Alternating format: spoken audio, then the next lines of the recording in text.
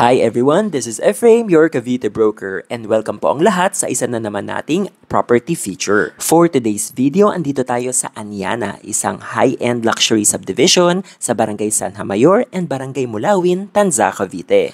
Para sa ating house tour, mag-viewing tayo sa kanilang pinakasikat na bahay ngayon, which is ang Sydney House Model. Dito po sa ating video, magbibigay tayo ng updates regarding sa mga inventory and details ng mga terms and financing na available para sa ating mga natitirang Sydney House and Lot packages. Magtutur din po tayo sa ating actual turnover finish at pati na rin sa dressed up model unit natin. Kaya naman, without further ado, let's begin the house tour.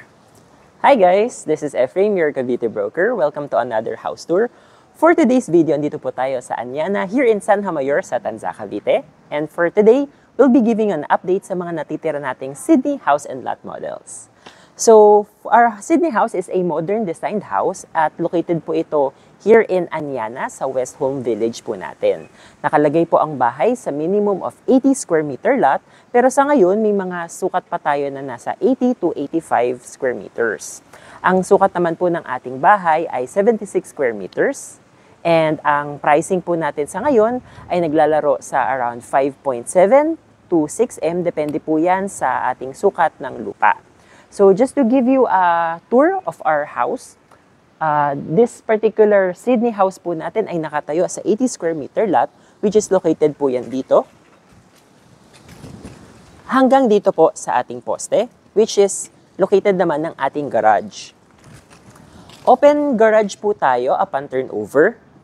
And as you can see, cemented naman po ang ating garahe. Meron din tayong space dito sa likod, guys. Kung gusto naman pong magkaroon ng garden ni client, pero pwede rin natin itong gamitin bilang two-car garage. Sa likod naman ho, may espasyo pa ho tayo since ang bahay po natin ay single attached house. So meaning may firewall po tayo. As you can see po, pwede rin naman po natin itong i-extend sa likod para magkaroon po tayo ng dirty kitchen or laundry area po natin. So now we're here on our front door. Pasok po tayo sa ating Sydney house. Ang ating pong main door ay made of steel. So weatherproof na rin po ito. At upon entry po, makikita po natin, maluwag po ang bahay for a 76 square meter house. So dito po, open layout lang din po tayo. Complete turnover tayo as you can see. Painted na po ang ating interior walls at meron na rin po tayong 60 by 60 tiles. Ganon din po, makikita nyo, provided na rin po yung mga outlet po natin sa ating bahay. And we have swinging windows po upon turnover. For our kitchen, granite countertop na po ito, ang turnover natin. At may space na po tayo provided for your cabinet sa ilalim. At may space na rin po para makapag-provide pa ng overhead cabinet si client upon turnover ng bahay. Dito po, sa ating ground floor, meron po tayong common toilet and bath. Sa ating toilet and bath naman po, half-tiled na po tayo sa ating shower. Meron na rin po tayong built-in na shower, toilet at sink. Ang pinto naman po natin ay PVC door po. Sa likod po, steel door pa rin po tayo sa ating back door, kaya matibay po ito. At ito po yung ating space po sa likod kung saan pwede tayong magkaroon ng extension. For our stairs naman po, leading to our second floor, as you can see, covered na po yung ating stairs at may steel railings na po tayo upon turnover. And welcome po sa ating second floor. Dito po we have 1, 2, 3 bedrooms. Puntahan po muna natin itong bedroom dito po sa likod ng ating bahay. So for our first bedroom, perfect ito for a single-size bed. Again, since complete finish na po tayo, may mga provided na rin tayong electrical plugins for your AC units at swinging windows po upon turnover. For our flooring po pala, vinyl yung ating ginamit na floor finish. At yung mga rooms naman po natin ay board finish po tayo. We have another common toilet and bath here sa second floor, which is very much similar lang po sa CR natin sa ground floor. So, dito po tayo sa ating second bedroom. Meron po tayong electrical plug-ins, At ang kagandahan dito, napakalaki po ng window for this particular bedroom which is facing sa harap ng ating bahay. And now we go to the last bedroom which is our master's. Since this is our master's bedroom, kung napansin niyo ho, mas malaki itong size ng particular bedroom natin and can fit a double size or kahit queen size bed pa. So, syempre, complete finish naman ng turnover natin. So, si client na ho yung bahala na mag-layout ng kanilang mga appliances kung paano nila mas mamamaximize yung feel ng kanilang kwarto. Again, may pang-provided din tayong saksakan for our AC units. May window tayo sa gilid, which is overlooking sa garage. At may malaki din tayong window, which is facing sa ating harap ng ating bahay. After the turnover finish, ngayon naman itutour natin itong dressed up model unit natin. Hi guys! So now, papakita naman namin yung dressed up model unit natin for Sydney para magkaroon kayo ng idea kung ano itsura ng bahay kapag nalagyan na natin ng interior, na-decorate na natin, may mga appliances na. So tara po, pasok po tayo.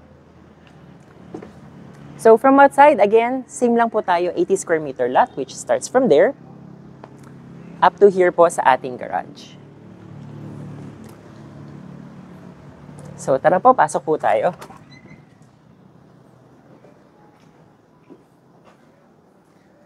So upon entry, since this is a dressed up model unit, as you can see, kasyang-kasya naman po yung malaki nating sofa set.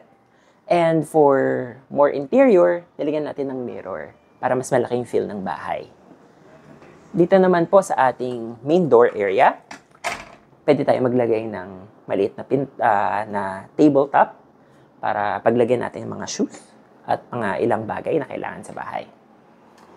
For our kitchen naman po, we have our countertop over here. Ang in-extend lang ho dito is yung overhead cabinets natin and a little counter area dito ho for our kitchen area. Meron na rin ho tayo ditong dining set which can sit 4 people po. So, perfect for a small family. And now, pasok naman po tayo sa ating common toilet and bath here sa ground floor.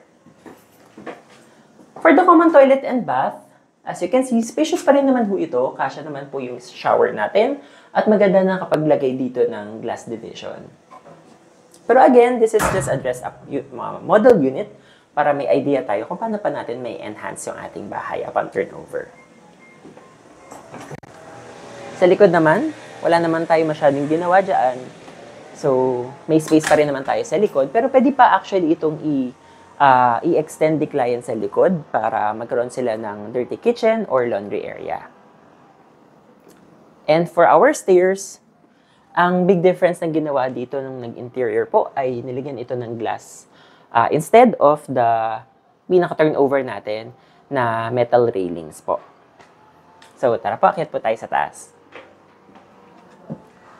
Welcome po sa ating second floor for our dress-up model unit dito sa ating Sydney house. So, dito, for our dress-up model unit, iniba lang natin yung flooring. Pero still, vinyl pa rin naman itong finish. We have 3 bedrooms, 1, 2, and 3. So, again, punta muna tayo dito sa ating bedroom dito sa likod ng ating unit. So for here, pinakita lang ho dito na kung gusto ng client na mag-double deck, halimbawa may mga kids sila, pwedeng-pwede na naman. And still may space pa rin tayo for our cabinets. But again, turnover finish naman ho natin ay complete. So si client pa rin yung bahalang mag-diskarte kung paano nila mas mapapaganda yung kanilang mga bedrooms. So over here, we have our second bedroom. Ito ho yung bedroom natin na facing sa harap ng ating bahay. So, perfect for a single-size bed. Again, may mga space pa tayo for our storage cabinets at malaki tayo ditong wardrobe closet dito po. And before we go to the masters, punta muna tayo sa ating common toilet and bath. So, for the common toilet and bath dito, again, mayroon lang din tayo glass partition for the shower, toilet, and sink. For the masters, for this particular one, this is a double-sized bed. Pero kung nakita nyo naman ho, may space pa naman tayo dito. So, if ever talagang gugustuhin ni client na mag-queen size bed, kasya pa naman siya, guys. May space pa rin tayo dito for their TV. Naglagay lang din ng shelf. At may space dito for your wardrobe and cabinets po. So again, this is just a dress-up model unit. And pinaka-final layout pa rin naman ho ay, kumbaga final design pa rin naman ay si client. Again, turnover finish pa rin naman tayo guys upon turnover. So you can hire your own interior kung paano mas mapapaganda yung ating bahay. Now, some basic details po sa mga interested dito are for our Sydney house and lot dito sa Anyana here in Tanza, Cavite. As of now, we have limited units for our house and lot packages which is located here in West Home Village here in Anyana.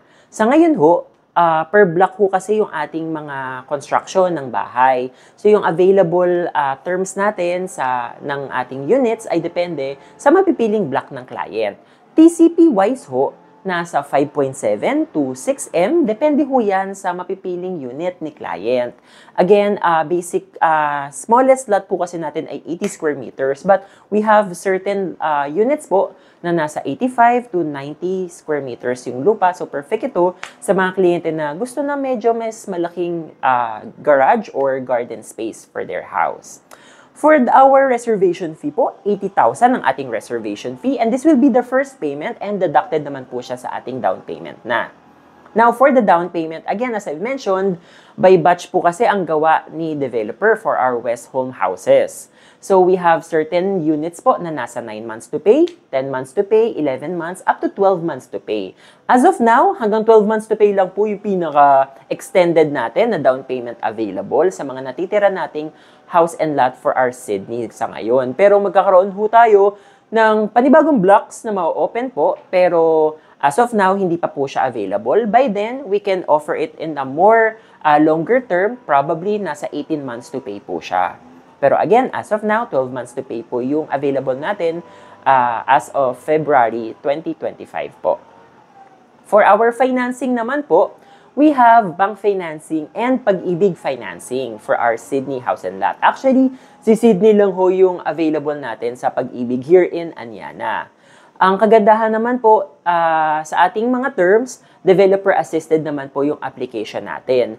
Kung bank financing po, 15% po yung down payment and 85% po yung ilo-loan natin sa ating mga accredited banks. Kung Pag-ibig naman po, medyo mas malaki nga lang po yung ating required down payment which is around 30% to 33% po yung ating down payment required. At as you can see, medyo magiging mas malaki nga lang po yung magiging monthly natin. Pero again, kung talagang decided naman ho si client na magpag-ibig financing at kung kaya naman yung medyo higher down payment compared sa bank financing na down payment, we can still go through Pag-ibig financing pa rin naman po. So, for those na interested here in Sydney, sa Anyana, sa Tanza, Cavite, please message us on our FB page and our friendly property agents will be happy to assist you. Again, this is Ephraim, your Cavite broker. Thank you for watching and God bless. Para sa mga gusto mag-viewing, please contact us on our FB page and we'll be happy to assist you sa ating tripping. Our office is open from 9 a.m. till 5 p.m. Meron din po kaming tripping vehicle na available kung gusto nyong sunduin na lang namin kayo. Our pickup time is 9 a.m. and 2 p.m. Here in Anyana, we are offering lots and house and lots. Kaya naman kung interested kayo, message us now and our friendly property agents will be happy to assist you. Thanks for watching and God bless.